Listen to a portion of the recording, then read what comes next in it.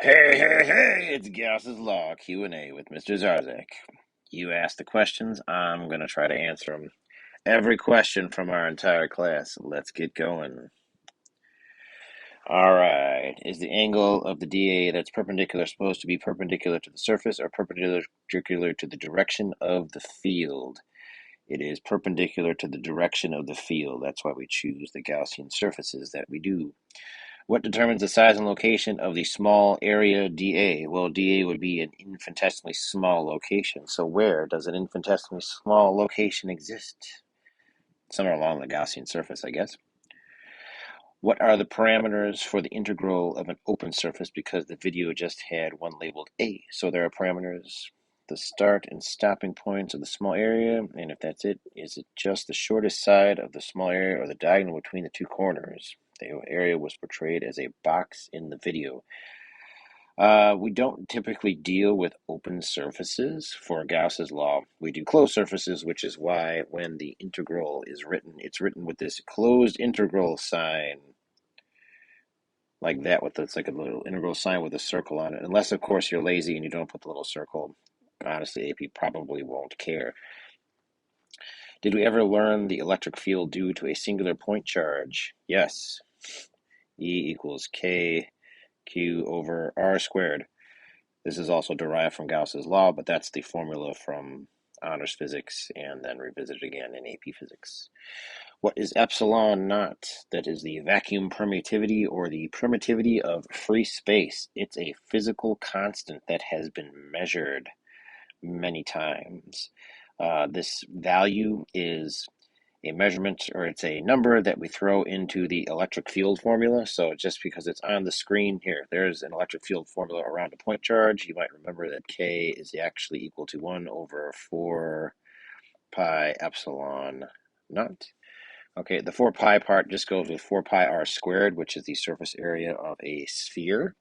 Okay, so like the K and KQ over R squared really just applies to the spherical case. The 4 pi epsilon naught, the epsilon naught, that's the vacuum permittivity. When we have electric field going through something that's not a vacuum, that epsilon naught changes. So we just call it epsilon. That's the relative permeability.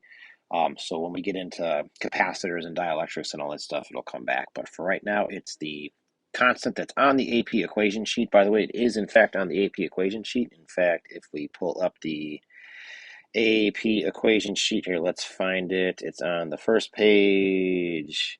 And where is it? There it is. That's it. Okay, the vacuum permittivity, which is the constant that goes in the electric field formula and a bunch of other ones too. All right, why exactly do we use cylinders to the infinite plane? Is just because the field acts at the center of the cylinder equally with the spot where the cylinder and the planing intersects? The answer is that for the infinite plane and then for the charged plate, that the shape that you choose does not matter. Okay, so in most cases, we're going to be dealing with charge density, and we'll see that the area part actually factors out. Okay, so like Gauss's law says the integral E dA is equal to the Q enclosed over epsilon naught. All right, when we are dealing with the charged plate, okay, very often we have this charge density is just going to be your Q over your area. Okay, and so we play this game where we take and we rearrange it and we say, oh, sigma, which is the charge density times Q, or times A, is equal to Q, and then we take this little Q thing, okay, and then we sub in this. All right, and then so what we wind up with is the closed path surface integral of some shape, some area. So pick your favorite cylinder or rectangular prism or whatever you want. It really doesn't make any difference. It's just some area. And then we get this Q, which we replace by A times sigma. So A times sigma over epsilon naught. Okay, and then look, the A's cancel out, which is why in the video the guy arbitrarily picked a cylinder, but it really doesn't matter what shape. Okay, we wind up with this for this charged plate idea and for this infinite line charge, which honestly doesn't matter anyway, is equal to this sigma over epsilon naught. Okay, why doesn't it matter? I'll kind of hit that later because this question comes up like 7 different times in the screencast. I don't really understand the canceling each other out due to symmetry as seen in the infinite plane and the infinite line charge. I'm not sure what the canceling each other out part is. I think maybe it might be when he was talking about the capacitor where you wind up getting like electric field in between, but on the other sides, like here and here, there's no electric field. I can show you some fancy graphics later on, but if you have like a positively charged plate and a negatively charged plate, okay, the directions of the lines on like over here wind up pointing the opposite direction, and they're the same size, so you have the fields wind up canceling out. So that might be what he's talking about, but since I'm not sure exactly what the question is, I'm not going to go any farther with that one, at least not for now. When finding the electric field on an infinite plane, what if we are presented with a case where the charge density is not uniform? Good news, you won't. Okay, when we charge up a conducting plate, all right, whatever charge we put on it will distribute itself uniformly because like charges repel, so those charges are looking to get as far away from each other as possible. So good news there, don't care. Two, how can we calculate the flux on a triangular prism? Okay, so two-part answer. Okay, one, we won't calculate the flux on a triangular prism. We will be looking at cases where we have a cylinder, a sphere, and a box, or honestly a rectangle, where the other rectangle doesn't matter. That's it. That's what we're going to use Gauss's law for. So that's the first part. Second part, we don't calculate flux with Gauss's law. Will we ever calculate flux? Yes, we will. We will calculate flux when we get to magnetism part of these things, but in terms of the electric field part, we will never calculate flux. Okay, flux is a concept that is introduced now that allows us to come up with two basic ideas. All right, we can define this flux thing, okay, as EDA,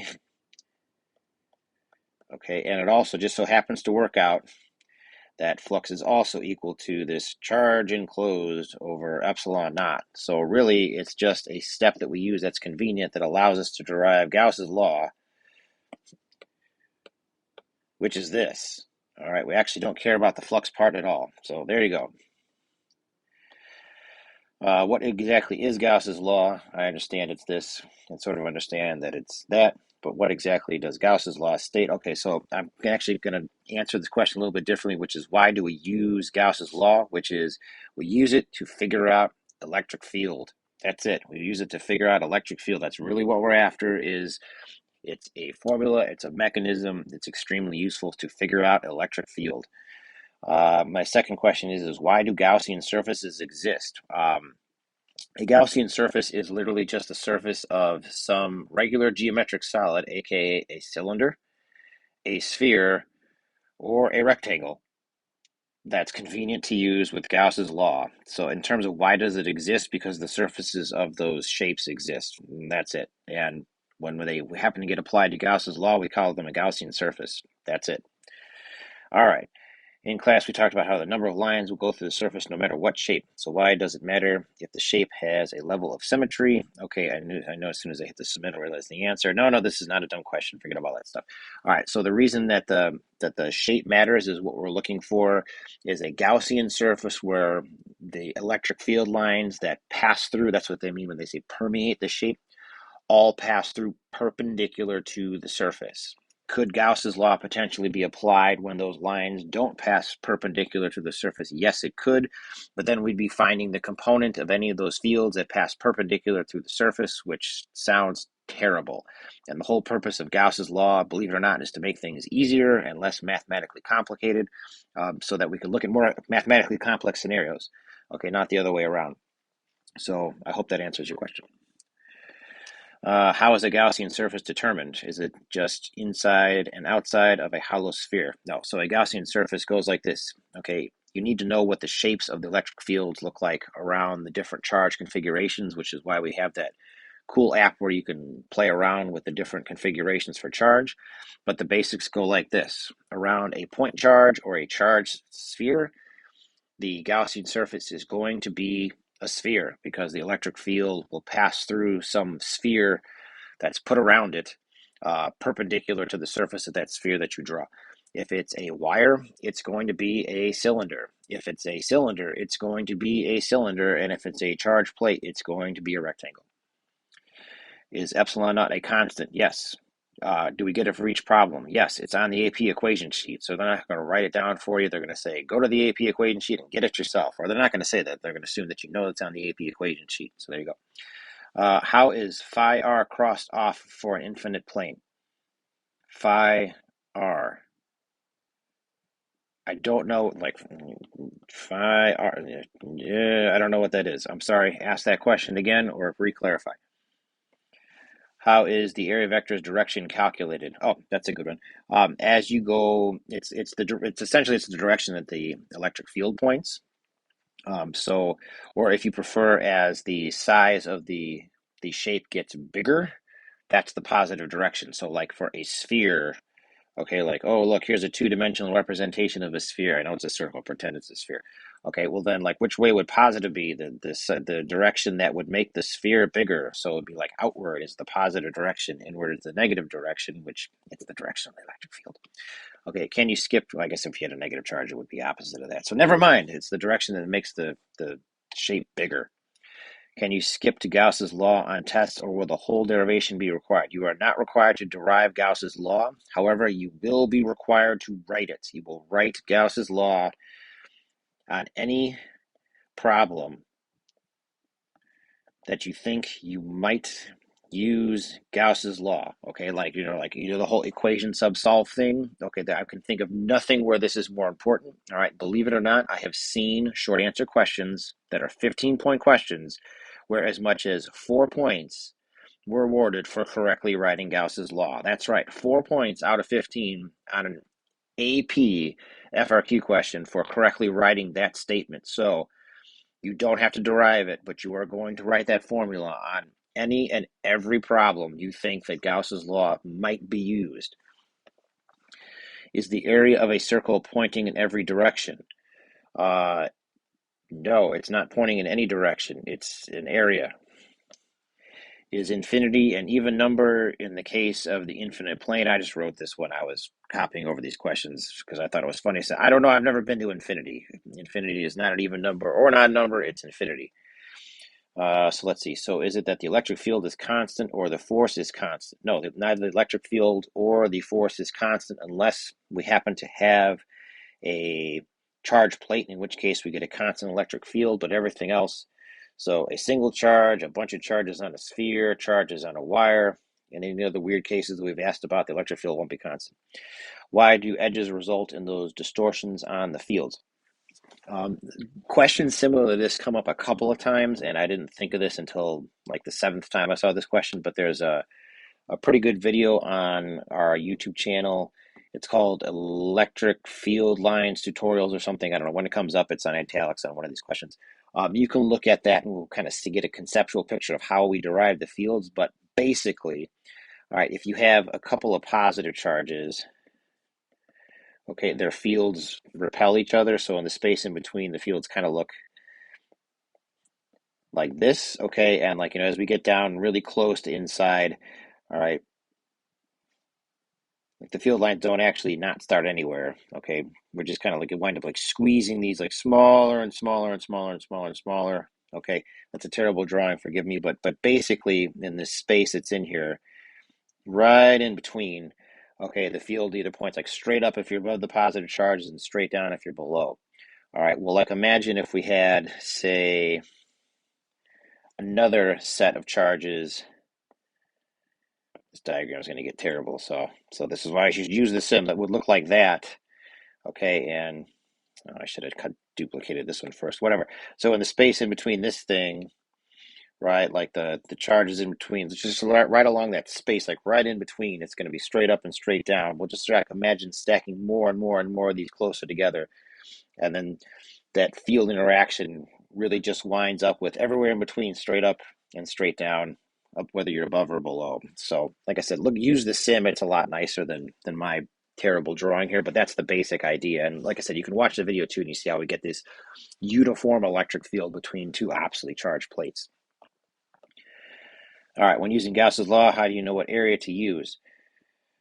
It's going to be sphere, cylinder, or rectangle. Okay, and like I said, you got to know what the electric fields look like around the different configurations. You just kind of have to know, and you'll do enough of these problems where it'll be pretty obvious. If you have a point charge or a charged sphere, it's a sphere. If you have a line or a cylinder, it's a cylinder. If it's a plane or a charged plate, it's a rectangle. Let's see, what was my wording? Question, you can pick any surface area and flux will be the same. I think I kind of hit that, so I'm moving on. Similarly, when placing an imaginary Gaussian surface around an infinite line charge, why does it always have to be a cylinder, or can Gauss's law be applied? Okay, so this is the case where, again, like the shape, the cylinder, or whether you had like a rectangular prism, or whatever you want, honestly doesn't matter for the infinite line charge. And also, you're not going to see infinite line charge. You're going to see a charged plate. Okay, and this will kind of come up again and again, and I'll reiterate this in class and try to remind you as much as possible. Okay, the whole, whatever it was, sigma over 2 epsilon or whatever, the one with the 2 in the denominator, you're not going to use it. It's not going to happen. Okay, you're going to wind up using, where is this thing? Where is this thing? This one. This is the one. This one right here. This is the only one that shows up. This is the only one they're asking about. Even they give you like a single charge plate. Like, what do I use? Is it epsilon or 2 or whatever? No, it's this one. It's always this one. It's always this one. Now I lost my place. So it's this one. This one. Just one. Always this one. No 2 epsilon. None of that. Okay, again, we can talk about it more in class. I can show you lots of pretty diagrams and stuff. All right, the 2 epsilon thing with the infinite line charge. Like, it shows up in all these books with all the different derivations, and I almost kind of wish it wouldn't, because it just confuses people more than it's necessary. All right, it's this one. It's always going to be this one. Also, in terms of flux, what does electric field penetrating a surface mean exactly? So, if we can imagine electric field as little vectors, little lines going out from the source of a charge, if we draw a surface, then some of those lines would go through those surface. That's what they mean by electric field penetrating the surface. Is the amount of electric field literally going through a surface? Yes.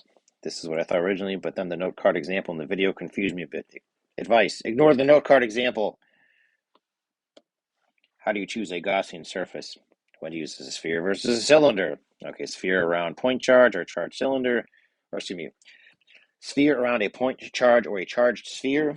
Okay, cylinder around a line charge, aka a wire, or a charged cylinder, aka a thicker wire. What about a non-spherical closed surface? Like a cylinder? And then around a charge plate, it's a rectangle. All right, why is the flux through the sides of a cylinder equal to 0? How do you know when the flux of a region side surface is 0? All right, so basically, for this one, I think it's probably, if I had a charged line, okay, so let's say we take this and we charge this up. All right, so here's where my diagram is probably going to be terrible, but the electric field is going to go out. Okay, and again, this is like, look at my beautiful 3D picture on 2D. Okay, so like the field is going straight on in all directions along the wire. Okay, and so I'm just taking little slices of the wire that are far enough away, like that. Okay, and we can repeat this process. Like I said, my picture is pretty terrible. But what you have to try to imagine here, okay, is that like if we could picture like, oh, here's the cylinder. Okay, the end caps of the cylinder, and where those happen to be, right? If the field is only going straight out, then no electric field winds up going through those end caps, which is why we don't care. Okay, and in which case we also don't include that in the area. Okay, just for this reason that if we have a charged plate, okay, I keep saying rectangle. I'm not saying rectangular prism. So like if we had a charged plate here, this is my terrible 2D picture of a charged plate. Okay, the electric field goes straight out from everywhere on the plate like this. Okay, so then if I tried to say, like, try to use a box, oh my goodness, this is going to be miserable. All right, so here's my cube or my rectangular prism. All right. Oh no. Okay, well then as I brought this thing down, and it's too small, whatever, it doesn't matter. As I brought this thing down, okay, no field is actually passing through any of the sides, only the top and the bottom. In fact, when we do our little Gaussian surface, what really happens is we take the bottom, we dip it down, inside the charge plate. We actually don't care about that part. It's just this part up on the top.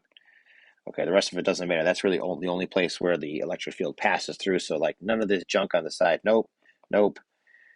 None of that matters. Okay, because no field goes through it. Likewise with the cylinder. Okay, the end caps, which again, this is an awful 2D picture of something 3D. So sorry, but like no field actually passes through the end caps. It's only going through the sides of the cylinder. So that's all you include. And in fact, okay, if we go to the AP equation sheet, okay, like I don't remember all these area formulas. You don't need to. All right, the ones that you need. Oh, look, rectangle, triangle, circle, cylinder. Okay, on the AP equation sheet, they give you the area, the surface area of a cylinder, but we don't need the end caps. Okay, this is just something that like you have to know. Sorry. All right, when you apply anything with the cylinder with Gauss's law, we don't include that as our solution to dA. It's just the part of the cylinder that's not the end caps. Okay, so I'll try to point that out as many times as possible. We don't use that part. We won't need that part. All right, only like 75 more questions to go. Let's see here. How does finding the flux through a Gaussian surface also connect to the flux through the total surface?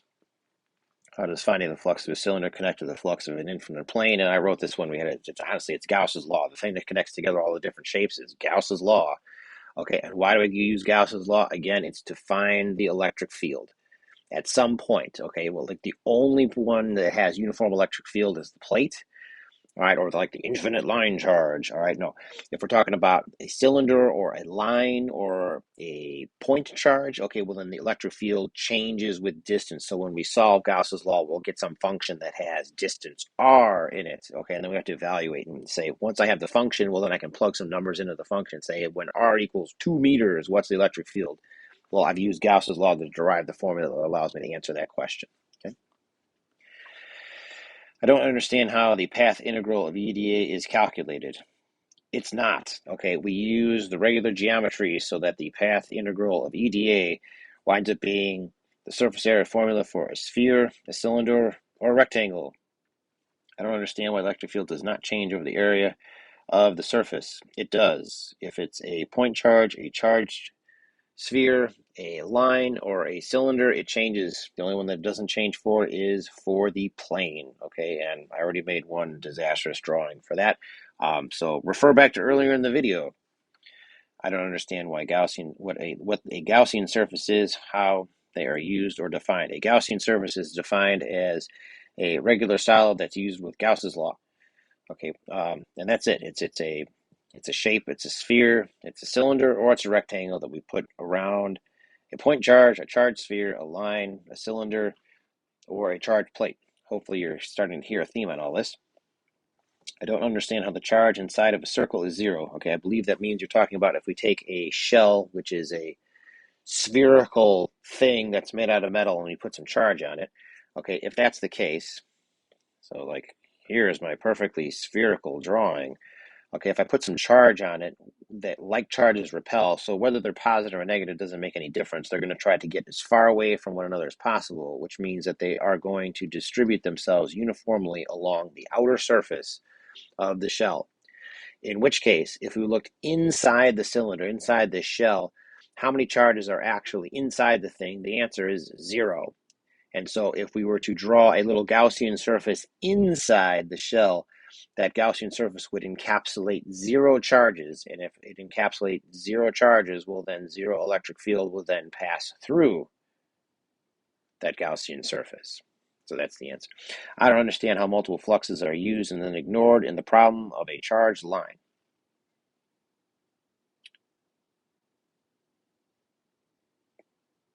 They're not. Remember, when we're talking about flux, so in terms of Gauss's law, flux isn't calculated. EDA is calculated and Q over epsilon naught is calculated. We'll be given the area or at least the formula for area when solving for flux. You will not be given the area. The formula is on the equation sheet, or the formulas that you need are on the equation sheet. Are we using Gauss's law for 3D objects only? If you consider a point charge a 3D object, yes. If you consider a line of charge, aka wire, a 3D object, yes.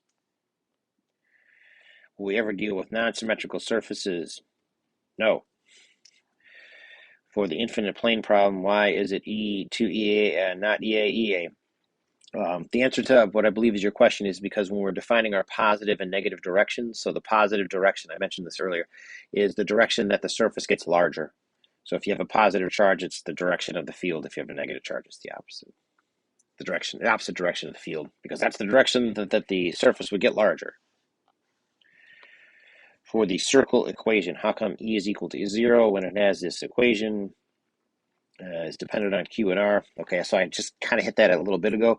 It's because if you have the charges all distributed, so like here, I'll just make this here, the cylinder's bigger, the sphere is bigger. Okay, so like all the charges are going to hang out here.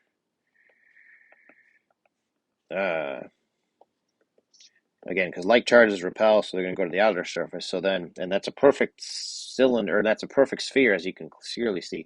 So then, let's say we were looking at the inside, so we would draw our Gaussian surface. So there's our sphere. And how many charges are inside that sphere? None. Okay, so this Q here, that Q would be equal to 0, in which case, who cares about 4 pi epsilon r squared? Doesn't matter. Okay, so it's not a matter of it canceling out. It's just there's no charge inside to cause an electric field. All right, if you are trying to find the electric field inside a spherical shell, will it always be 0? Yes. No matter where you look inside the shell, because the electric charge is always 0 inside? Yes. Or is this a case-by-case kind of thing? No. For a conducting shell. Now, what happens if we have an insulating shell or an insulating sphere? We can actually distribute charge throughout the entirety of the sphere. That's where Gauss's law gets interesting. Okay, if we really just had these three cases of a charged metal shell, a line charge, and a charge plate, I would say memorize those three and move on. But we can't do that. So instead, excuse me, you memorize those three and we don't move on. We use those as the basis for all the ones that come later, which will be after we finish this Q&A. All right, when you are trying to find an electric field outside the same spherical shell, will it also always be treated like a point charge, or is it also shape dependent? If it's a spherical shell, it is shape dependent. It's a sphere. Could we apply this idea to other hollow things, like, say, like a hollow cylinder? Yes, and we will. For determining electric field due to a plane, like an infinite long charge line that we'll talk about yesterday in class, we only have to deal with infinite examples and not to worry about the finite edges. We will not have to worry about finite edges. Every single problem will assume that the thing is either big enough or that we stay far enough away from the edges so that we don't care. If that is the case when dealing with infinite charge planes, can we automatically jump to the equation electric field is equal to sigma over 2 epsilon naught, or we have to show a proof derivation AP test for how we got to that point? You will have to show the proof, and the proof always starts in the same place.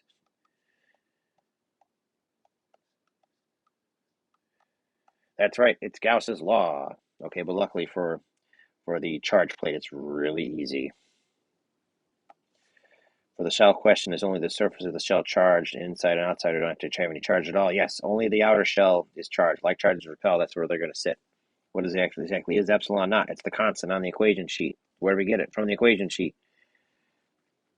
Why do you have to take the integral of the area of the electric field to get the flux? Because that's how it's defined. The integral of a surface is the area. In fact, all these things are connected together. What is it? It's the derivative of volume of surface area, so the integral of surface area is volume.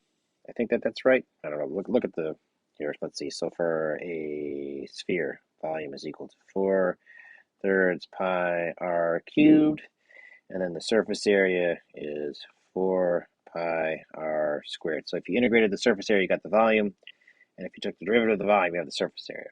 Oh boy. There's some connection to the perimeter too or something, but like, I don't know, where this is kind of outside my mathematical wheelhouse. But yes, you have to take the integral per se, but you use known shapes so that you don't ever actually have to take the integral. All right, for the parallel plates part for two plates of charge, oppositely correct. He is supposed to show how the flux will go positive and negative charges with an electric field, right? Right. Does the flux through the sides cancel because they are equal in both directions on the sides? No. They are not equal in both. So, well, I guess they're equal in the sense that the flux through the sides are zero, assuming that you're talking about either the end caps of the cylinder or the sides of the rectangular prism that would go um, on top of the charge plate, which is why we just say rectangle. For the infinite plane, can you choose any shape? Yes. I'm confused on why he chose a cylinder, because he wanted to. Doesn't matter. Again, with the charge plates, we always deal with the charge density, that sigma thing, in which case the area part cancels out. Doesn't matter. I think I understand why we chose a cylinder for the charge line. Great. But why did he choose to use a cylinder for the charge plane? See the previous question. Why is electric field due to an infinite plane and two parallel plates consistent regardless of distance? Because we get uniform electric field. And so the field doesn't get any stronger or weaker with distance. Why doesn't the electric field decrease with distance like he showed with the thin hollow shell? All right. So again, I know we've kind of answered this, but it's worth reiterating a bunch of times. So like with the shell, all right, the field goes out like that. Okay, as the distance gets bigger, okay, the field line density gets weaker. And oh, by the way, those lines, those Gaussian surfaces, are equipotential lines or equipotential surfaces, equal voltages. All right, well, anyways, if we look at the plate, okay, the field looks like that. Okay, in which case we draw a little Gaussian surface.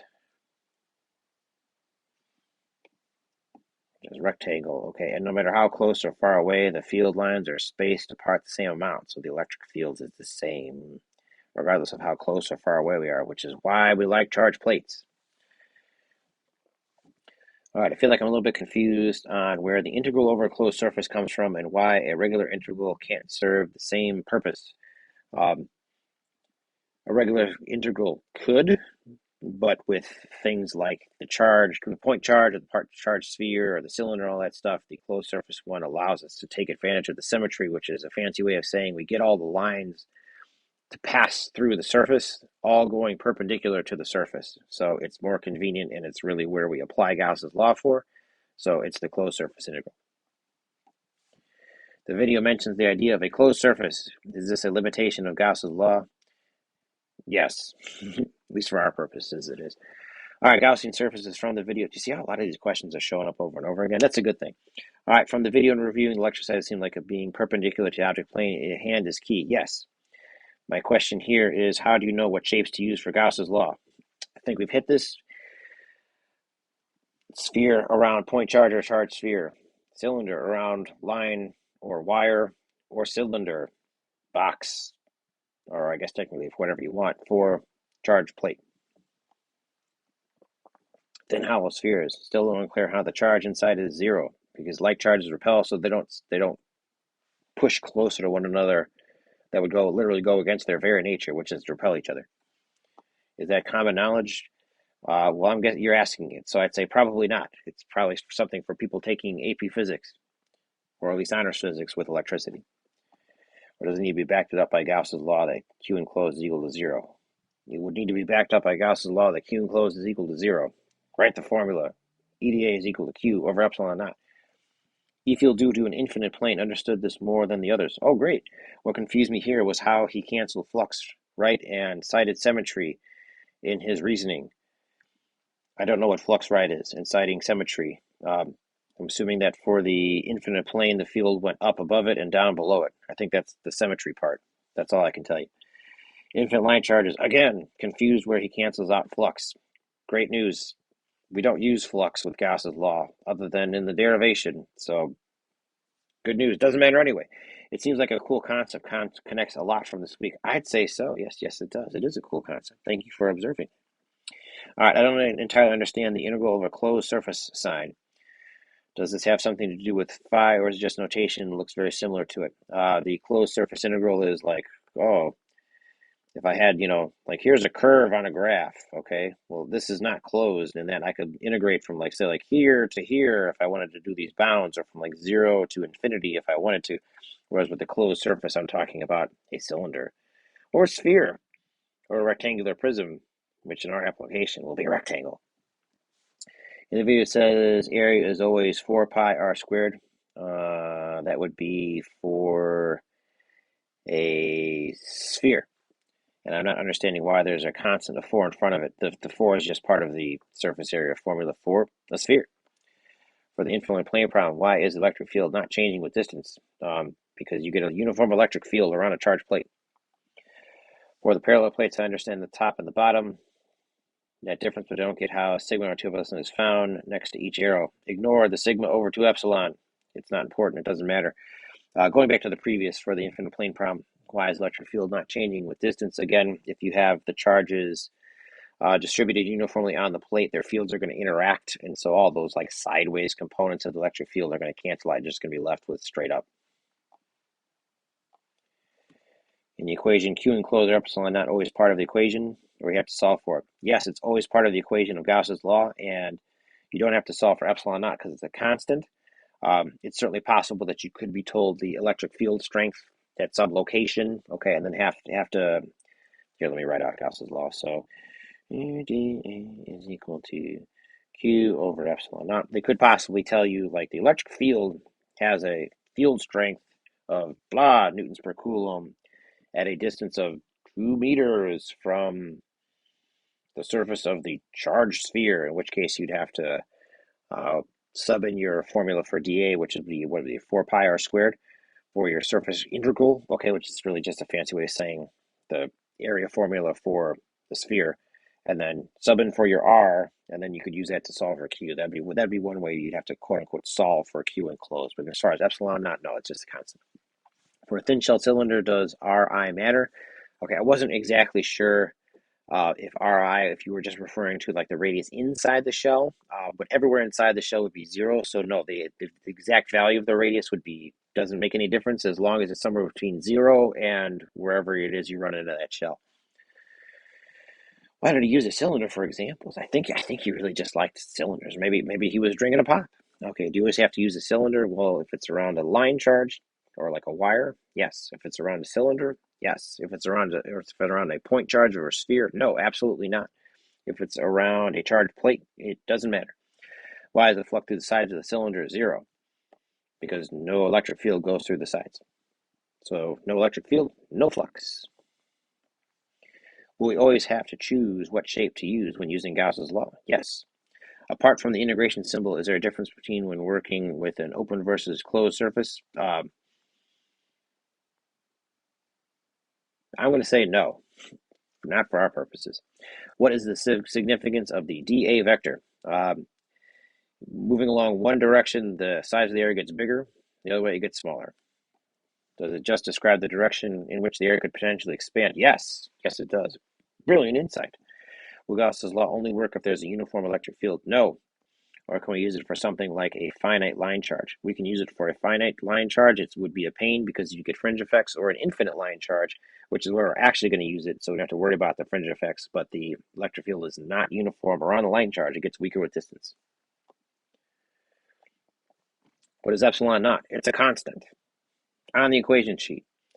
It's a fudge factor that makes all this stuff work. It's something we measure in lab like big G, like the gravitational field constant.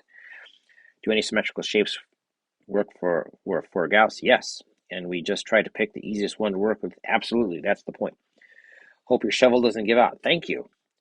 Whenever we start to solve for numbers, what exactly is the integral surface area thing? It's the surface area formula for a cylinder, a sphere, or a rectangle. Thank you. You're welcome. Does flux only work when we have 3D objects as our surface? For example, looking at the total electric field penetrating a sphere. Or does it work for a 2D surface as well? The total electric field penetrating the boundary of a circle. So it works for a 2D surface in the sense that, like rectangle or the end caps of a cylinder, I guess, if we put it over the charged plate, it would work for that. Yeah, that's it. Does the concept of positive flux versus negative flux only apply to closed surfaces or open ones as well? Both.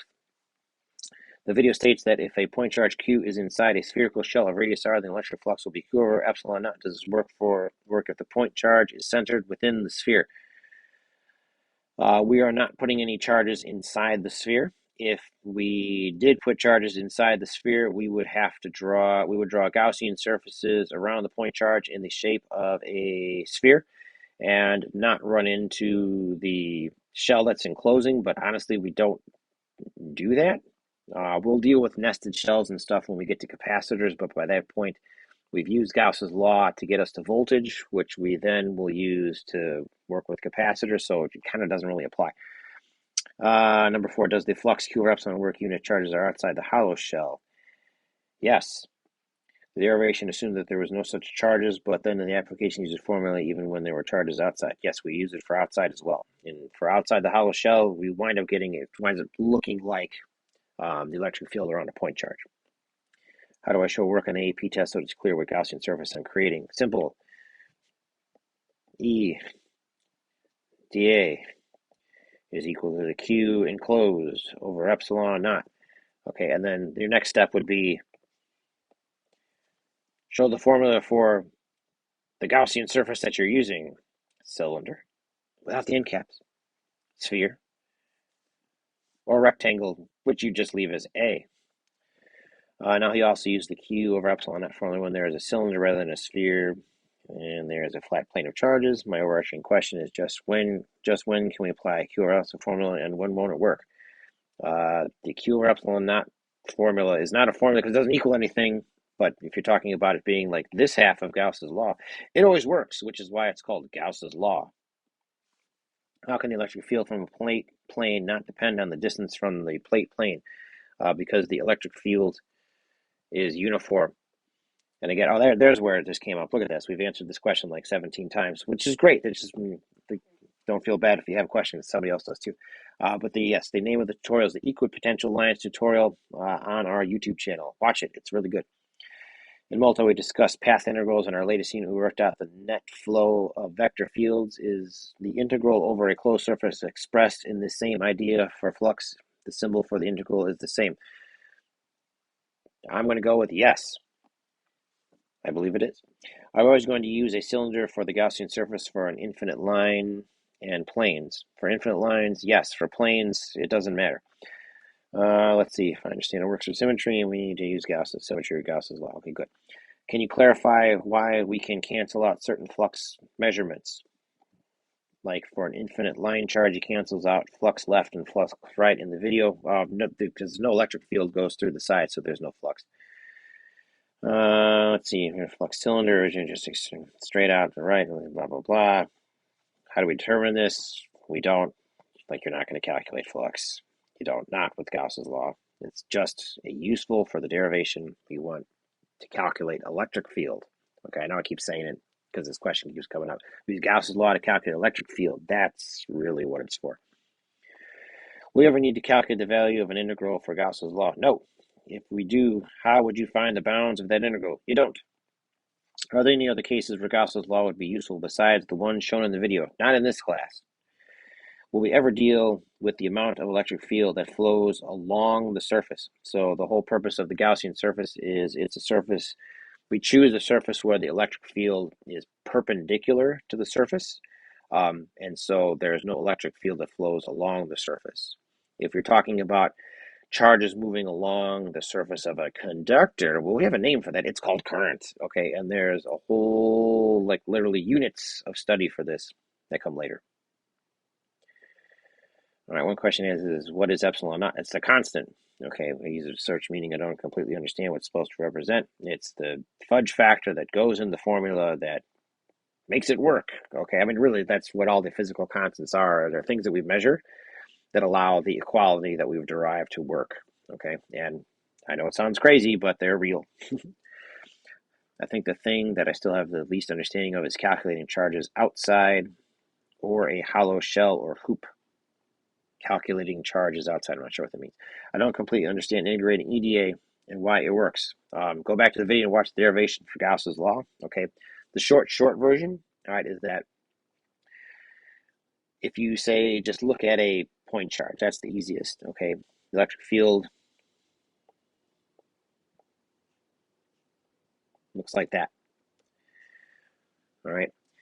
And this is literally just the fundamentals, okay? Like the electric field is force on some small positive test charge, okay? So no matter where we would put this thing, it would get repelled away, repelled away, repelled away, repelled away, repelled away, repelled away, et cetera, et cetera, et cetera. All right. But as you get farther away, okay, the amount of repulsion that you get gets weaker. So we say that the electric field gets weaker. All right. So that's kind of the basics of the electric field part. Okay. Well, if we encapsulated the positive charge with a sphere, okay, well, that sphere would have some surface area. Okay. As you move farther away, all right, the size of the surface area would get bigger. Okay. The field gets smaller. And it just so happens, all right, that this idea, all right, don't get confused by the EDA part. Okay, the integral of the dA, that's just saying the surface area of the shape, which in this case is a sphere. As the size of the sphere gets bigger, the electric field is going to get smaller because we're moving away from the charge. And what's awesome is that the product of these two things yields a constant.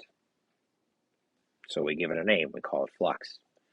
All right, and if you think about it, like, E depends, like just for point charge, electric field is KQQ over R squared. Okay, so there's like an R squared in the denominator, and the surface area of a sphere is 4 pi R squared. So like there's an R squared in the numerator of that formula. So you got R squared in the numerator, R squared in the denominator. The R squared parts cancel out. So that distance part cancels out. All right, it's distance independent. The flux, this thing is independent, which means it's constant. So that's the idea. That's why it's a powerful tool. Okay, is that the electric field times the surface area gets you a constant value. It's extremely useful. It's the basis for Gauss's law. Is integral EDA always going to be the basis of calculating the type of electric field problems of different shapes? Yes. Yes, it is.